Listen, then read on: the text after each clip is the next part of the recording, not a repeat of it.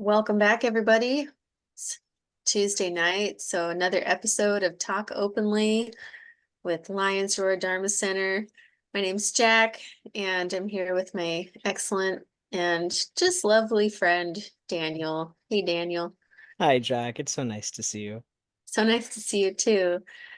Yeah, and before we jumped on, we were both talking about how we're feeling a little bit either under the weather or just kind of fatigued. So we agreed to just take it easy on each other tonight. Yeah, exactly. We're not going to debate each other today. We're not going to debate, which is really funny because that's our topic tonight. It being the debate night, the first debate between Kamala and Trump, we felt like maybe it'd be good to talk about what's a healthy debate and where might we get like a little bit tied up in ego when we're debating others, trying to get our point across. So Yeah, how topical. how topical. I know. We're trying to keep Not things only that, but I just picked my kid up from school. They went to their first debate session. really. Yeah. Wow, how'd it Yeah. go? She said she's probably going to keep going, but that she felt a little bit flustered Yeah. because right off the bat, it was not the first session, it was the first one that she attended. So she showed up and they were like, "All right, now you're going to go and debate this kid who is a year older than you, Oh, gee. a year, one grade further and has been debating since they were in elementary school. And you guys are going to debate the use of existing artwork or art made by artists in the training of artificial intelligence. Go." Oh, And she was like, I haven't even thought about it. You know, it's she said it was a little bit rough, but she seems eager to get back to it. wow, good for her. That's pretty cool that she faced that kind of obstacle and is like, I'm ready to go. Yeah. Yeah. She's tenacious. We used to call her the honey badger when she was a little kid, Nice. just to give you some indication. Yeah, if no anyone listening hasn't, seen a honey badger in action, I recommend looking them up. They're intense. That's right. I just saw a video of a honey badger taking on uh three lions, I think it was. What? Yeah. And it successfully trotted away. Good for them. Yeah. There's also that meme from way back when, the video of the honey badger. I remember it. The honey Yeah. badger don't care. No, no. Anyway, that's where she gets the little nickname from. We don't call her that anymore because she told us not to, and we respect Yeah. what the honey badger says. Oh, Dad. Yeah. No, but yeah, no, debates. I mean, I think it's an interesting topic to bring a sort of a Buddhist lens to, right? Because it's not it's sort of an odd topic, don't you think? I mean, it's topical, but Mhm. it's kind of for us, I think, a little bit sort of out in left field. Yeah, I think, yeah, it is. And, one way that I was thinking about it on a personal level is like my tendency towards argument, Hmm. and how thinking about a more Buddhist approach to debate, especially the Tibetan tradition, um, it's a lot different Yeah. approach. There's a whole different purpose to it. And so I think we'll have plenty to talk about, and I hope it's useful for people. Without a doubt. I like a good debate myself. So, Yeah. yeah, so I think we'll definitely have a lot to talk about. How have you been in the last week since we saw each other? Yeah, let me think about it. So it's hard to track. It's like all the days Hmm. start blending together. But I had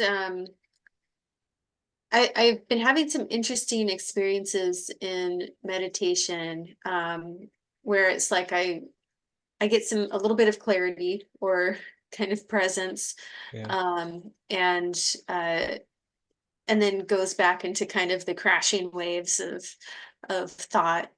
Um, but I got suggested by our teacher, Lama Jempa, that actually during the day, during post meditation, so the times that I'm not meditating, that it's really wise to not set the practice down completely.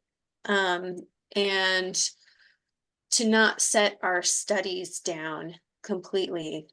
So that anything that I'm reading, in terms of Dharma, that I'm reflecting on it throughout the day and that I'm carrying it with me.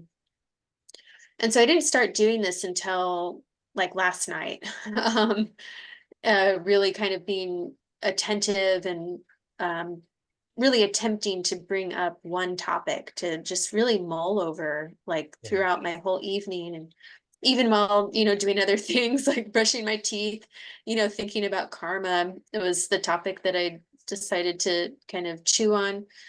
um and it was fascinating. It was like this whole I, me, mine, which is usually what my thoughts, the content of my thoughts are. It's just all about me and what I want and what, when can I go to sleep and, what am I Yeah. next, all the things. Oh, that person, kind of didn't respond well to this thing in therapy. I'm just constantly thinking. And it was really nice to interrupt that and just say, Oh, I'm going to think about Dharma. I'm going to think about this yeah. topic that's complicated to me, that is still confusing and doesn't make sense to me, but I'm gonna mull it over as best as I can with what I've got and the teachings that I've received. Um, it was really nice. And I also noticed I felt this momentum kind of start to pick up, where like when I first started it, I was like, oh man, I felt kind of dumb, right? Like, oh, I don't really know what to even think about. Like, I don't know Yeah. where to start, Right. But then there was this momentum that started happening where it's like, oh, I, kind of hold up an angle here, and then this other angle pops up, and I can kind of, just reflect in a few different ways. And there's also a momentum in terms of like, uh there was some momentum around my motivation, where it's like, oh cool, Mm, like this is interesting, right? yeah. um and I had pretty vivid dreams last night because I took the advice of Dan Martin, who gave a talk a while back about lucid dreaming. And I'm also reading The Attention Revolution by Alan Wallace, and he talks about lucid dreaming. So I was like, okay, so now that I'm in this kind of uh, momentum around really keeping karma in mind, I'm going to try and bring it into my dream world. And so I set an aspiration before going to bed that I'm going to continue working on this in my sleep. Oh, Um, wow. That's so cool. it was really cool, yeah. And I can't say that I specifically dreamt about karma, but I had vivid dreams, and I wrote down some notes. Like when I would wake up, I would write a couple notes of what I dreamt, and so those they're fresh to me. I can remember them, Yeah. rather than them being completely gone. Um, and then I got up this morning, did a meditation, and yeah, kept kind of just trying to keep the momentum going, and started today with thinking about ego, because we're going to be talking about debate and ego. Um, so it's interesting. I'm going to keep going with it because, turns out my teacher knows what he's talking I about. was gonna say, way to follow your teacher's advice. Follow my teacher's advice. Yeah, it's gosh, it's just ever more apparent to me that that's always going to be the right answer. Yeah, yeah. Well, you're definitely putting it into practice. That's so cool that you're keeping your mind like that you set your motivation, you're able to keep it going, feeding it constructive thoughts because it wants food, it wants something, Yeah, right? For the most yeah, part. Generally speaking, our minds want to do something. They want to be yeah, busy, given a task. And without any direction, without any intention, it sort of just does its crazy own yeah, thing, or yeah, whatever that is, exactly. right? And Uh-huh. it's so cool that the way that you're setting your intention around it and even doing it at night before going to sleep, that is really, really cool. I Mm, was gonna say just I like it even if you didn't dream, even if nothing came out of it. But the fact that you had some memorable dreams that you could write down, yeah. awesome, Yeah, yeah, for sure. nice. Yeah, hey, thanks for Huh. the encouragement. Yeah, no, that's really cool, huh? Keep it I going, yeah. Yeah, huh. I'm gonna see about it tonight. Maybe I'll do the exact same thing. I've been uh doing some sort of focused meditations as well, but not really bringing it too much into post meditation. Hmm. Um, but what strikes me is this intentionality is something that I've been focusing on quite a bit in meditation, which is, like a lot of times it feels sort of rote. It's just like a thing I'm doing, and what I'm doing now is I'm really stopping it during my preliminary, before I meditate.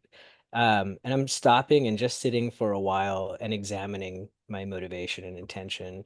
Like Mm. I don't want to just do it for the sake of doing it, right? And it does, it changes the flavor. It changes sort of the direction that I'm going with the meditation. And actually it's just like uh it's stabilizing, right? Setting Mhm. the intention and having it very clear until it's palpable. Okay, And then yeah, at that point meditating, it's super stabilizing, anchored. So yeah.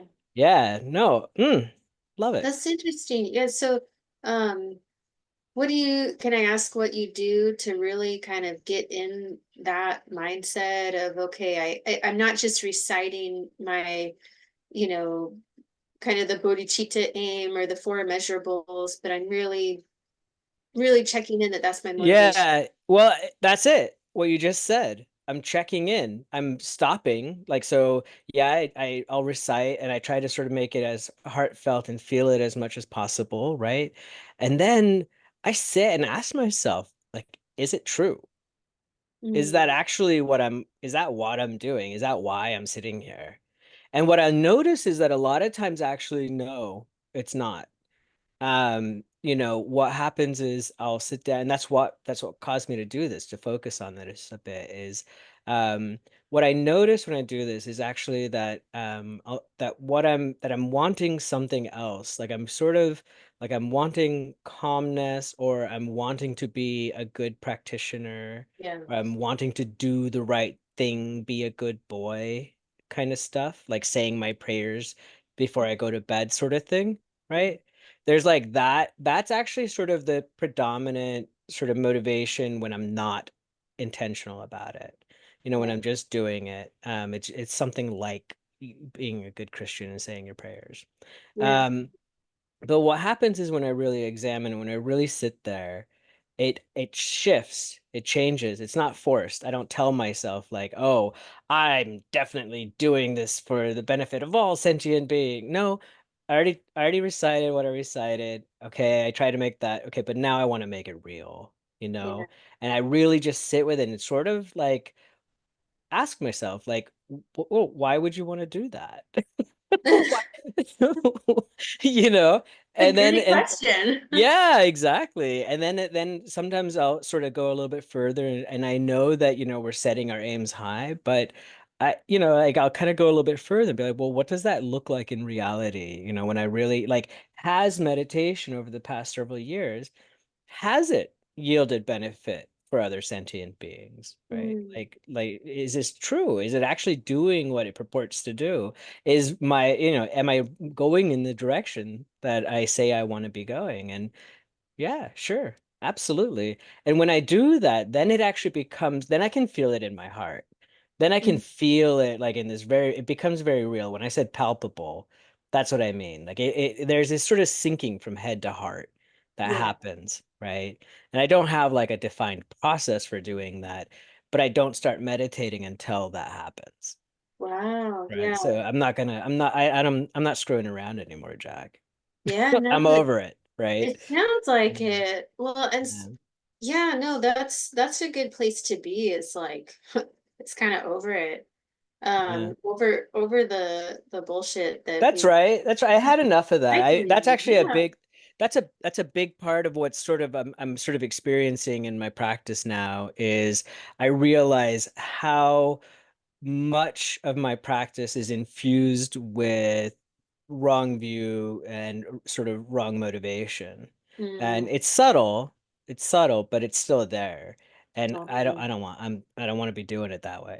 Yeah, for sure. Right? Yeah. Yeah. No, that's really good. Yeah, when you were talking, I was kind of thinking like, that that's something I tend to do as well as like this kind of almost like obligation Hmm. approach Yeah. where it's like, well, I said I was going to do That's this right. and, I made promises to my teacher and I want to be a good practitioner. And so it's a lot about obligation. And that's obligation, I think, will get you somewhere, Oh right? Like, yeah, it'll yeah, get you to totally. do it, but there's some like, I don't know what it is for me. There's like it takes the juice out of it a lot of Uh-huh. times, like it's not Yeah. as sacred. It's just to be done. Yeah. Yeah. Because of authority. Yeah, And exactly what you just yeah, said, that part. yeah, The yeah, obligation, when you say obligation, obligation to whom?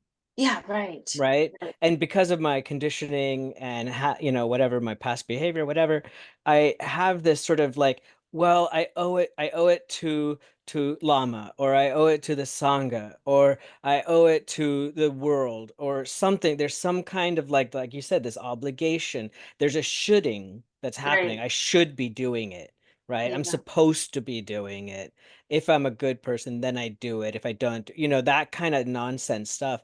And this is a path of self-liberation, Yeah. right? So, so it's not about obligation to others. We may create, an intention to be a benefit to others, but it's not an obligation in that sense, right? Yeah. This is really, it has to be personal and it has to be heartfelt and it has to be real. I mean, I think you're right. I think there's a little bit of faking it till you make it. There's a little bit of allowing the community and the sort of the normal sort of religious aspects of life to sort of support and give you some energy along the way. But at Mhm. some point, at least in my case, maybe I overly depended on it or something, but it kind of like it was a rough sort of falling out with that where I was like, wait a second, that I don't like Mm. that. That's not for me. That's not authentic. It's not the Yeah. way that I wish to practice. And I feel like it's really deep in my practice. And I'm really happy that I'm doing it. I think that it's something I'll probably carry long into the future until every time I ask that question, I already know it. Yeah. I already know what I'm doing and why I'm doing it.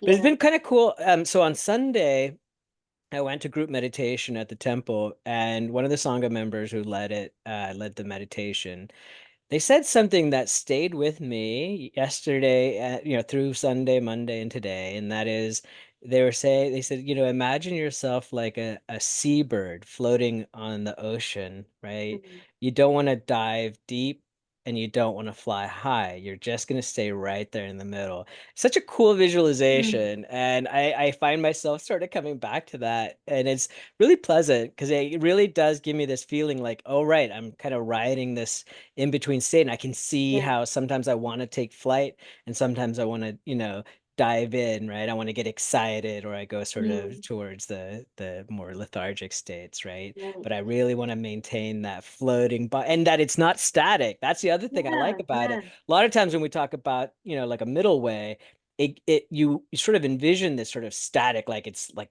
that. It's right there and it's always right there. But Yeah.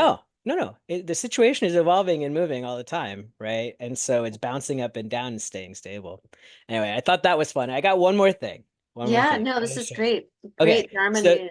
yeah, so this is so on Sunday evening, I met with a friend, and he had a few friends get together and it was a sort of a special moment because uh, we were all friends of this one guy, but none of us had met before, and so when we did, it was this lovely evening, so nice, so sweet, and at the end, my friend, his name is Jack, gave us all this. Let's see if you can see it. Can you see it, or is it no? It's kind of It's blurry. What does Oh, it it's say? blurry. That sucks. Yeah. That's too bad. Anyway, what it is, let me see if I can, hey, hang on, let me Take turn off off the blur, the take off the, background. There there you we go. go. That's better anyway. I don't Yeah. like a blur. Oh yeah. Oh, Atisha's 7 points. Oh, it's so Isn't good. that sweet?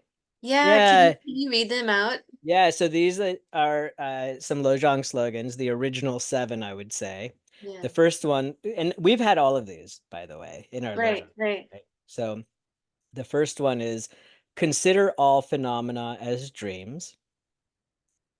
Be grateful to everyone. Don't be swayed by outer circumstances. Don't brood over the faults of others. My favorite, my personal favorite, explore the nature of unborn awareness. Mm. At all times, simply rely on a joyful mind. And my, bless you, my second favorite, don't Ex- expect a standing ovation. Yeah, yeah. Don't And on the expect and applause. on the back, Jack, this is true for all of us, and it's a good reminder. It says, admirable friendship, admirable companionship, admirable camaraderie is actually the whole of the holy life. Wow. Thanks Wow. for living the holy life with me, Jack. Thank you, Daniel. Yeah, that is so sweet. What a nice gift Isn't from a that friend. nice? Is Yeah. is he a Dharma practitioner then? Yeah, yeah. That's so cool. He's not a Tibetan Buddhist. He's just sort of what would you call him? He's like a it's like a Western sort of smorgasbord Dharma. Yeah, yeah.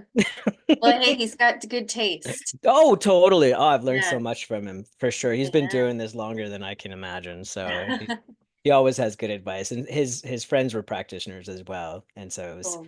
it was really good to all be together. That sounds Anyway, I was wonderful. happy to share that with you. It's such a sweet little plaque. It's wonderful. Yeah, thank you so much. I Uh-huh. guess that means that we need to do some mojang, huh? I think so. I think it's Yeah, time. Let me it's see fun. about pulling up this page here. The random Lojong slogan generator on the Lions Roar Dharma Center website. Okay, tell me when you can see my screen. I can see it. Okay, cool. I'm gonna Yeah. push the big orange button. Yep, let's do it.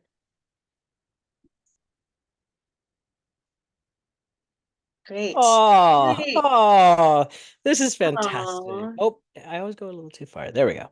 13. Wonderful. Meditate on the great kindness of everyone. So Trelib Kevgon, our man, I got to get this book, it's important. We've So already read the whole thing, I think. No. yeah, we've gotten a lot, but yeah, this is good stuff. So let's see. Practically all of the pleasure, joy, and happiness that we experience come to us because of the presence or activities of others. The food we eat is available to us because many thousands of people are involved in producing, packaging, and distributing it. The same applies to the water we drink, the clothes we buy, the electricity and gas we use, and any number of other things. Waiters bring us food in restaurants, hotel receptionists greet us, sometimes even by name, and bus drivers take us to our destination and exchange pleasantries with us.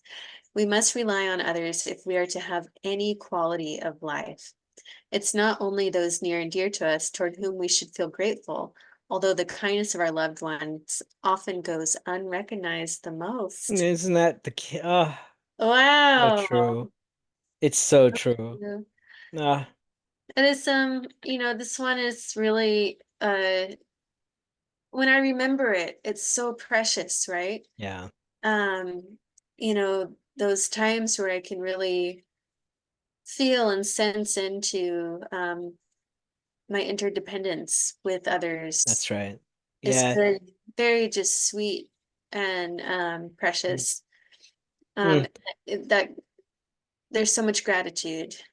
Um, Yeah, I mean, I think that that's forget, I forget. there are all these different ways to recognize or contemplate interdependence, right? But this aspect of it is really quite critical. I remember early on in my practice, I don't know if I've mentioned this or not. Have I ever told you I used to have a very strong dislike for Dodge Ram 4x4 drivers. If I brought, I think you have. I think I probably have. It's one of those weird quirks where I Uh-huh. don't know what happened. There was some kind of trauma or something around it, and I Yeah, developed this incredibly strong opinion, incredibly strong opinion. yeah, It was like it was a truth, you know, yeah, what yeah, I yeah, what I believed about Dodge Ram 4x4 drivers. And so I remember one time I was in the shower and and I was like, man, oh, this is so nice. It's so hot. The pressure is so good. The heat is so good. Like this just feels, this is like sensory delight, this yeah, shower. This is amazing. And I was like, you know what? I'm grateful. I am grateful for this shower. And then I was like, well, what made the shower possible? And I started thinking about it. And then I thought about the plumbers who probably worked on the apartment and the yeah, plumbing there. yeah. And I thought, you know, I bet you some of those plumbers probably drove Dodge Ram 4x4 pickup trucks. Very possible. And Yes. then I was like, oh. And kid you not, I know it sounds stupid, but I Mm. felt that was the very first time that I felt this incredible softening. It softened all up, all my animosity and anger and opinions and stuff. And I recognized, I was like, right, you know, in order for things to be the way they are, things need to be the way they are. And so those aspects that I like, those things that I'm really happy about, I mean, they are all empty and interdependent as well, right? And so, you know, I this gratitude is immense and it extends to all beings, right? But especially those who are directly related, like he's talking about here, right? Like there Yeah, isn't anything. There is nothing that we do, there is nothing that we enjoy in this life, none of it that doesn't depend on others, on the kindness of others. right. Yeah. No, it's just it's one of those facts that it seems so simple. It's like it's right in front of us, and yet so easy to just kind of brush under the rug. And I love that he says here about, if we're to have any quality of life, That's right. we need to feel this gratitude towards others, and recognize just how tied we are to them. And um because, for me, sometimes I think that my quality of life would would be better if I was just like alone, right? Yeah, yeah. Yeah. Um, but when I really think about it, of course, being alone, I would still have to have a home. I would have to have Mhm. things within the home, Yeah. things that I cannot build myself and make myself. I'm still utterly dependent on Oh my others' gosh.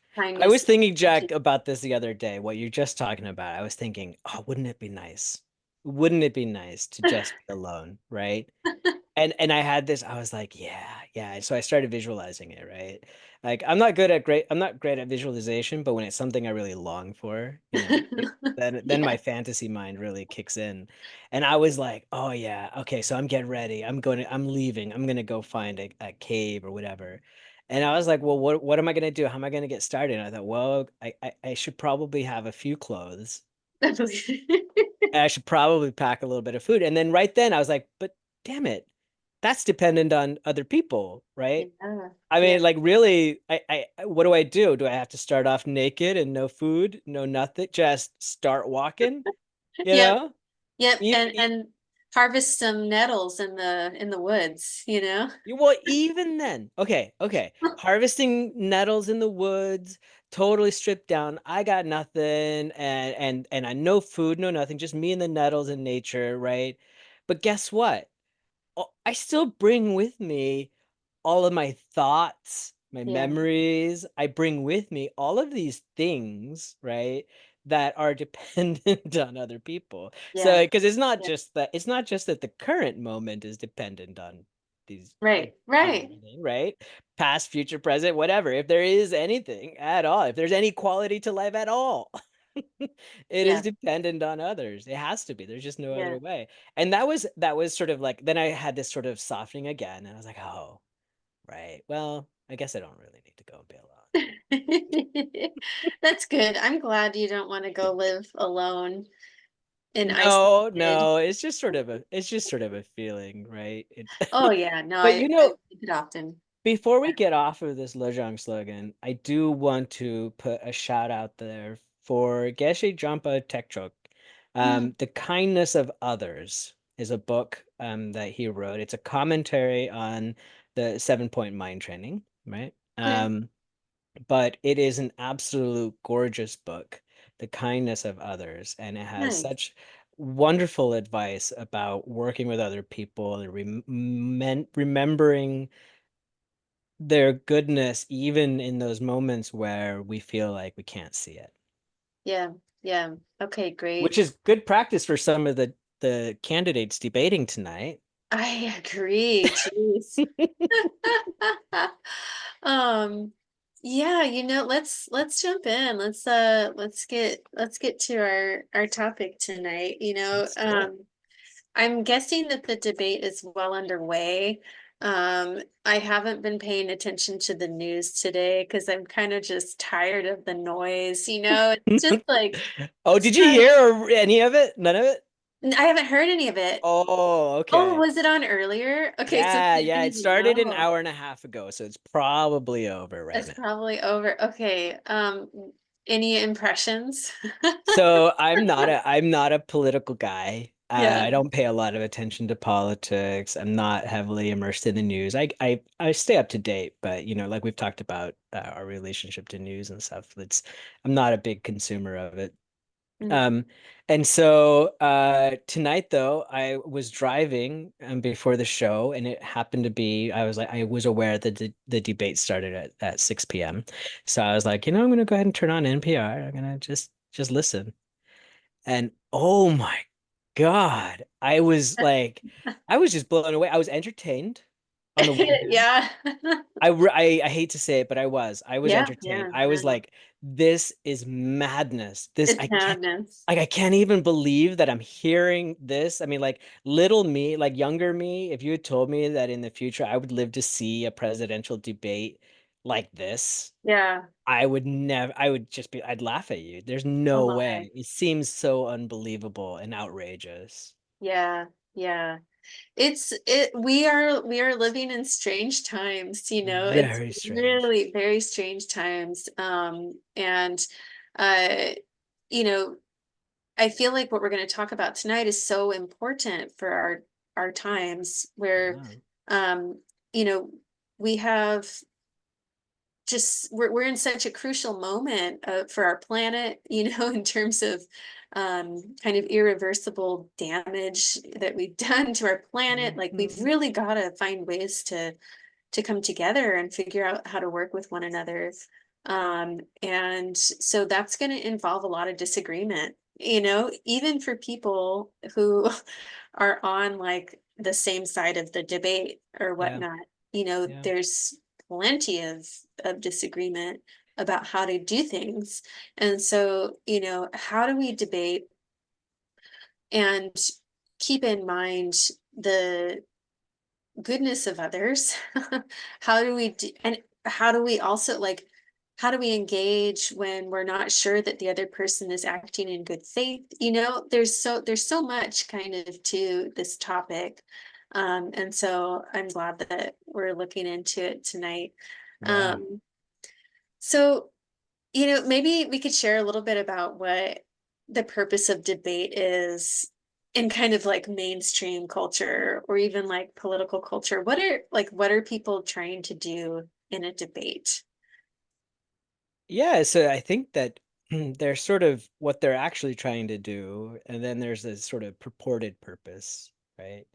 And so, I would say that the purported purpose of the majority of public debates is to um, clarify positions and to sort of define policies. I mean, let's say political debates because I there's too many different kinds of debates out there to get into. But I think that what's actually happening there is there's a lot of sort of clash of egos, right? And a sort of sort of like it's almost like each candidate or each person in a debate is like holding up, they're trying to create the most HD, high definition version of their ego. Like this is the definition of who I am, right? Yeah. And it's so clear. Like I was trying to sort of like when I was listening to the debate earlier, I was like, okay, so okay, right, these egos that are so the apparent, like what I'm seeing. And of course, I think we need to be careful. Ego means different things to different people, It right? does. And Yeah. within just sort of, I'm just saying, like in sort of like in the usual way, right? Like there's the character, the persona. Who is Mhm. this person? And right, and everybody's trying to appeal to the population in order to sort of win their vote. At least that's what it appears to be. And Yeah. so they want people to be able to identify with them, and they're wanting to feel like they're strong and capable and smart and all those things. And the way they go about it is so drastically different. Yeah. Yeah. And it sounds too like, you're touching on how in debate when you're trying to win over an audience, there's a lot of like opportunism that happens. And so, you're kind of creating this HD version of yourself that's gonna, appeal to the masses. And that means that like, you're gonna sometimes just take on other people's opinions because it's like, it's gonna help your cause. Um, Yeah. and so there's just like a lot of opportunity for opportunism, and maybe not always aligning with your ethics, with your values. Um, and I mean, I see that a lot with well, I was gonna say with Trump, right? That he'll just kind of take on any opinion that seems like, his base is interested in. Uh, Yeah. and even if it's something that maybe in the past he disagreed with.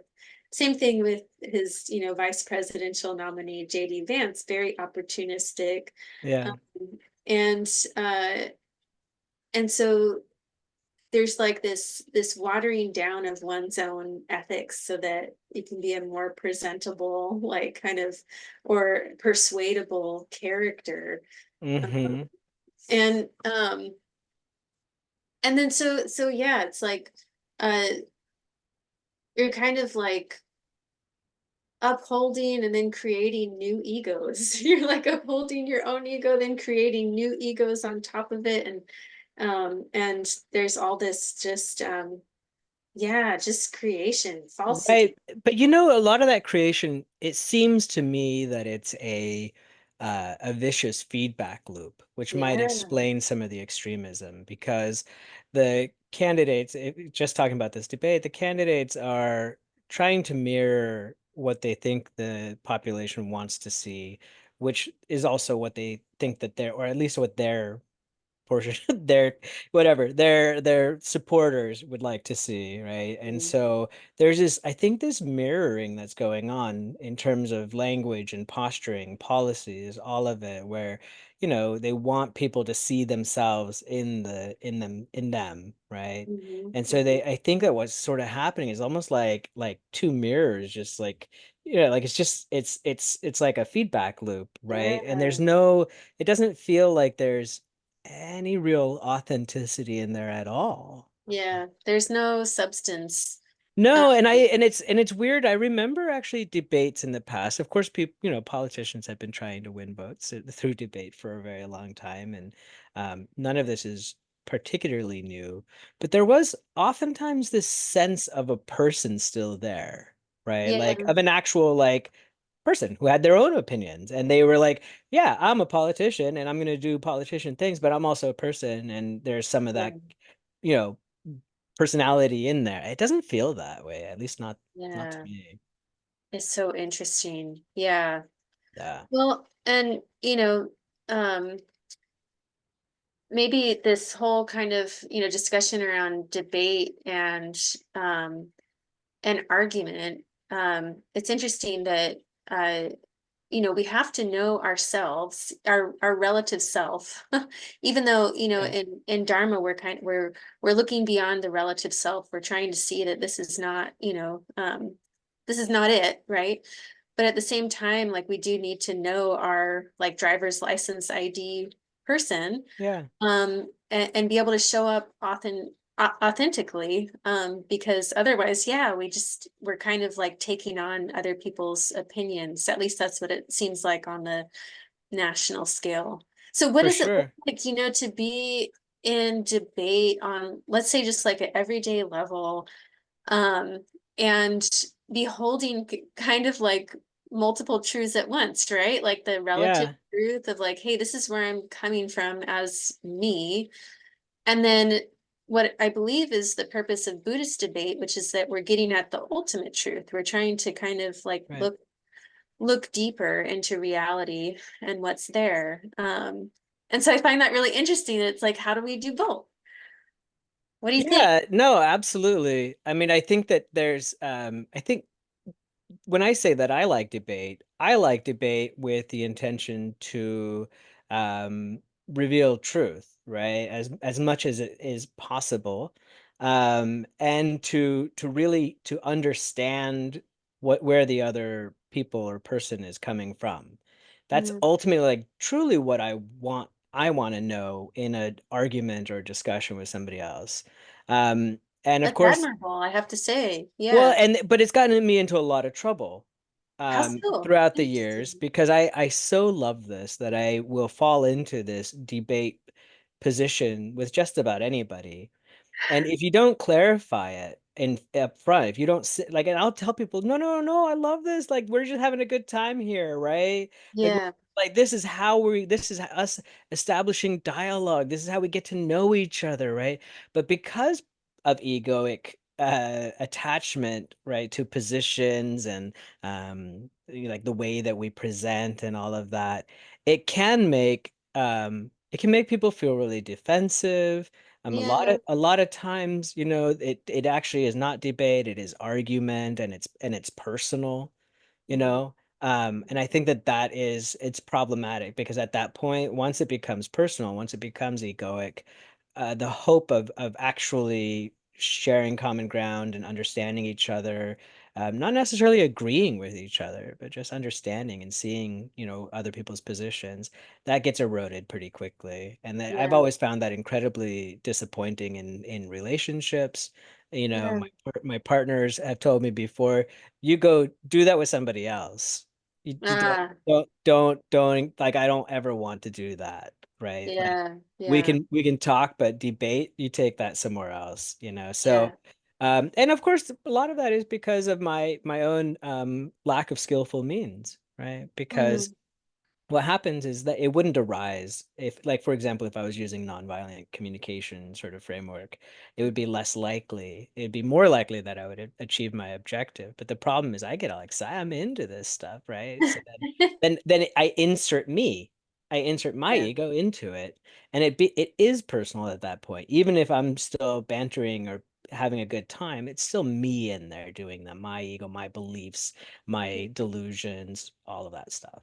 So you feel like your approach to what you feel is you're trying to get to the truth, and this you can kind of engage in this fun debate, but not everyone's on those same terms. No, And I definitely not. imagine, especially in this culture too, where it's like it is about just kind of defending oneself and and maybe not just our culture, maybe all over the place, but Right. so people aren't on the same plane with you. It's No. irritating, and Yeah, what are you yeah. getting at? And I agree with Uh, them. I think yeah, it's aggressive. It's aggression. It it's is in fact violent communication, right?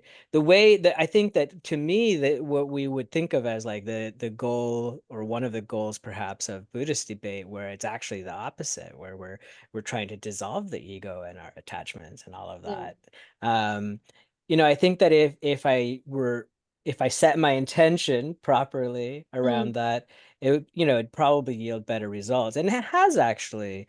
I would say that depersonalizing it and sort of bringing a bit of for lack of a better word, a more Buddhist approach to my discussions with other people where we disagree on things, or mm, maybe don't see clearly each other's point of view, that the other form didn't work. It never did the thing that I wanted it to do. I would say that that was my goal, but never ever did I act in such a way that I could achieve that goal. Whereas if I let go of myself and I'm actually present and pay, and I can set my attention on what the other person is actually saying, right? And engage with them in this deliberate way to sort of pull out, like get them to sort of visualize and tell me what where they're coming from, and ask sincere questions, not loaded questions, not Mhm. argumentative questions, but like if I actually have that intention, if I actually have that desire,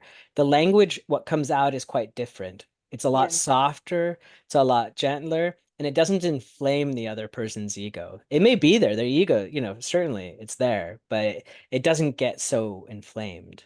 yeah, yeah.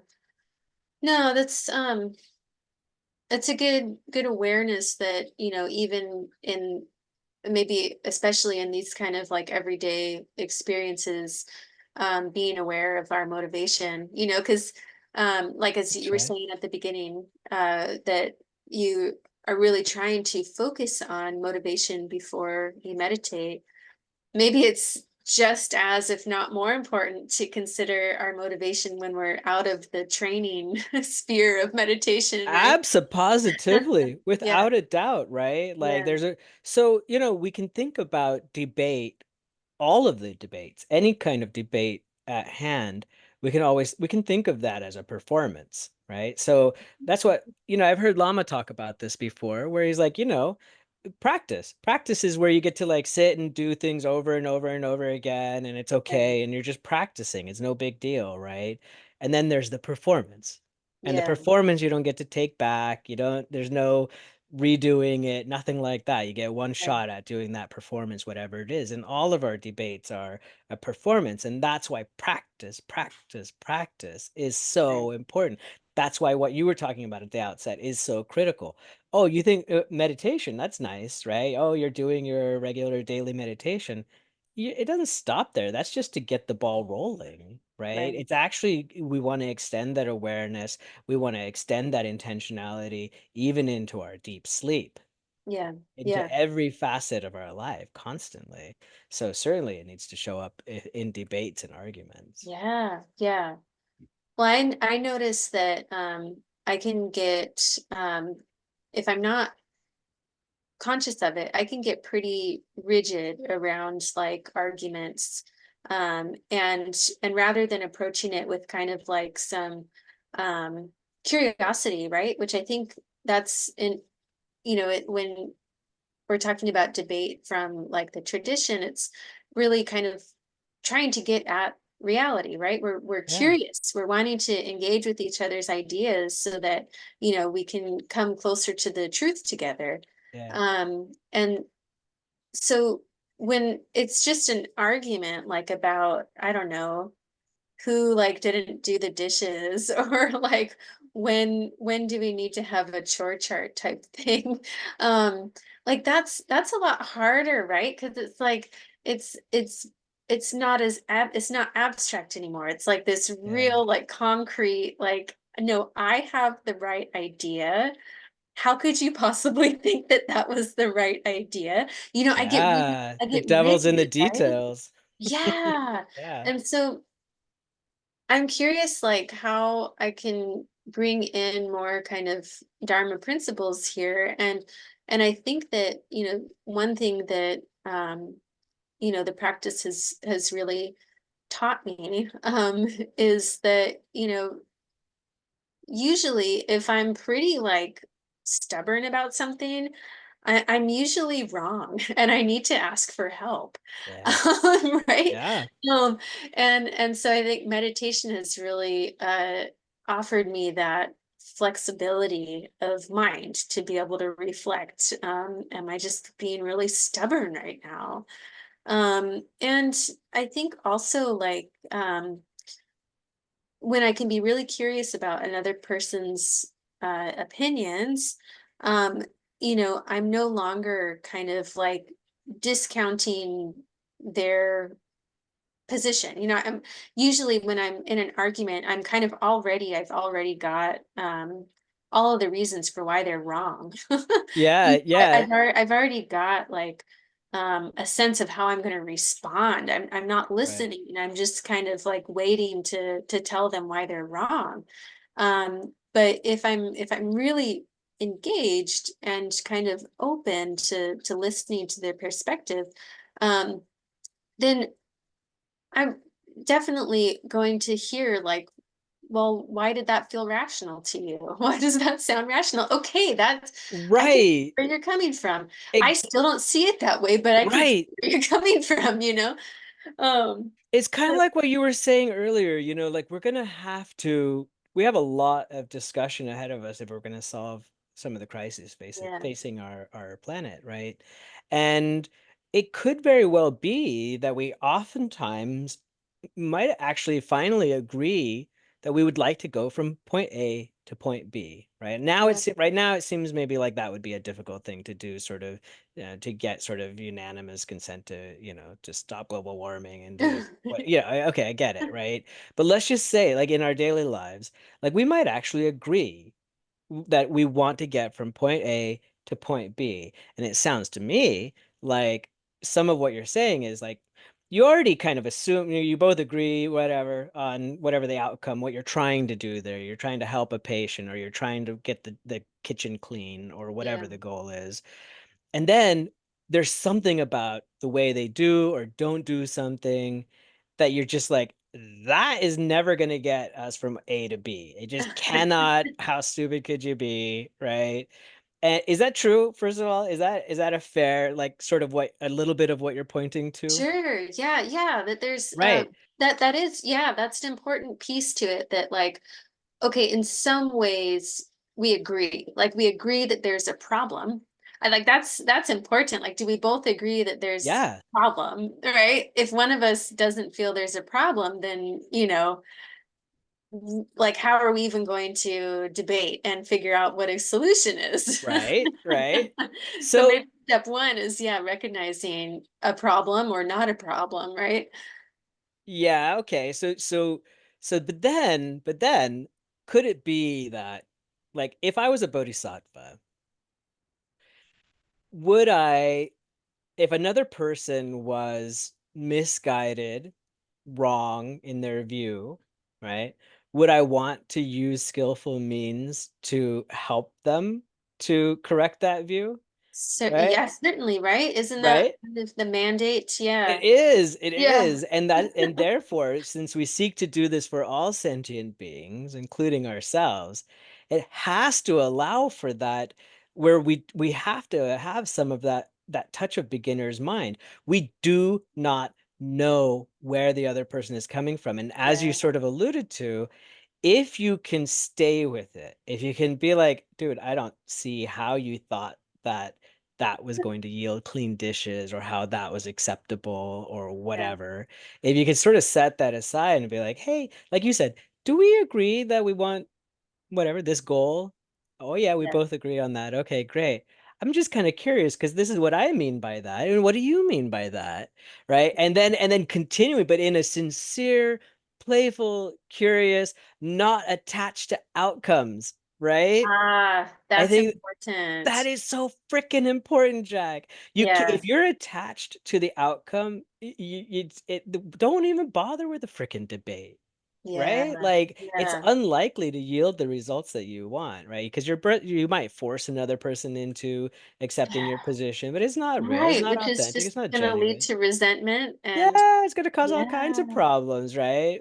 But Yeah. if you really are genuinely in search of truth and harmony, and moving towards a better, brighter future for you and your dishes, or the world, or whatever, you know, then the this other approach is more likely to be of benefit. Yeah. Ah, Huh, huh. that's interesting. I hadn't thought about that, being really tied, uh, to a conclude like some kind of conclusion that you've already settled on, that that's gonna be okay. If we've already Well, got an idea in mind of the solution or of how we'd like it to end, then we're gonna be in trouble. we're in a lot of trouble, right? And Yeah. we're not being sincere, actually. Yeah. right? Right, If we right, come because back then to that's our, the purpose of debate. Yeah, that's right. yeah, Exactly. yeah. Exactly. Mm, There's also this other notion. I'm a little bit on like one of the things I like to sometimes play with is that so when we're debating, arguing, having these kinds of discussions, we're using language, right? And language is inherently false. yeah, It itself is not truth. Language is, it cannot be, right? There may be fingers pointing at the moon, but they're not the moon. And mm, so this sort of ultimate truth, right? The truth about the nature of the way things are, the way that we are, is inexpressible by words, right? yeah, We cannot. And so all of this other shit that we're doing is it's a game. yeah, It's a performance, right? And if you end up taking it for real, there's an actual me over here yeah. arguing with an actual somebody over there about real honest to God That real things, stuff. right? Real Yeah. stuff that actually matters, right? And we lose ourselves in that. And it has to, the outcome has to be a certain way, or else it's a failure, right? Yeah. Well, that's just sort of regular old samsaric Oh yeah. suffering, right? Oh, it's such suffering. It's such suffering. I mean, I'm kind of thinking like, have you ever had a moment where, you think you've come to a conclusion with someone? Like it feels like, Yeah. okay, we really understand each other. We got it. We got Yeah. through that. That was difficult. And then like pretty soon down the road, it's like, hey, wait a minute, how is this thing still the same? Or like, oh, you're doing it in a way that I totally like, what? You That's right. Yeah. Yeah. So you're Yeah. right that like we can even like if we're so like trying to be so clear with one another, like there's still going to be this way that language doesn't get us always to like just a shared truth even sometimes. No, no, totally not. But I do think that as far as the relevant world, not relevant, the relative aspect of debating goes, if there's a sense of superiority, as in like I have a better position, a stronger position, I see the truth more clearly, right? I'm not saying that you do or I do or anything, but let's just say that that's how you feel, right? Your Mhm. ego is like, I know the truth and I know the right way.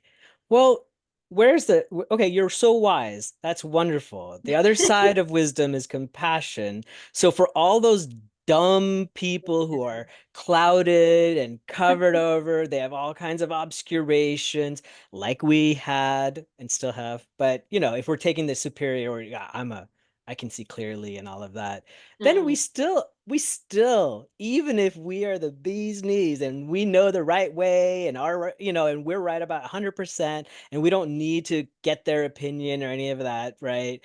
Even if that were completely true, which it can't be, but if it was, well, don't you kind of owe it to them then, right? To help them to see the light? totally right. Yeah. So might as well do it in a way that's not misery making, right? Yeah, yeah, and Keep trying. it has to be playful, because if it's not, then it's personal. And it's, Yeah. I think like it doesn't have to, I don't mean it can't be serious. It can be drop dead serious, right? But Yeah. I think that recognizing like the limitations of language, recognizing that we can't see into each other's minds and truly get what the other person is thinking or what they intend or any of that. Like we're Yeah. all just doing the best we can, you know. Yeah. All Yeah. we've got is these stupid words and language, and Right. it's not that Right. helpful. And fortunately for us, we don't have like these ridiculous HD TV screen versions of ourselves that we have to maintain. Like we get to be Yeah. genuine, authentic people with one another. Like we can really, we can do this. Yeah. Yeah. And so yeah, keep debating me. If there's times on the show, like I let's have a let's request. I have a so request, Jack. yeah, yes. Okay. So here's my official request. We're right around episode 100 of our No show. way. Yeah, I believe that we might be past it, but we're Okay. somewhere around there. I think that somewhere in the next 50 episodes, somewhere in there, Yeah. we need to have a debate. And what Okay. my request is that, and they could even be a somewhat regular thing, right?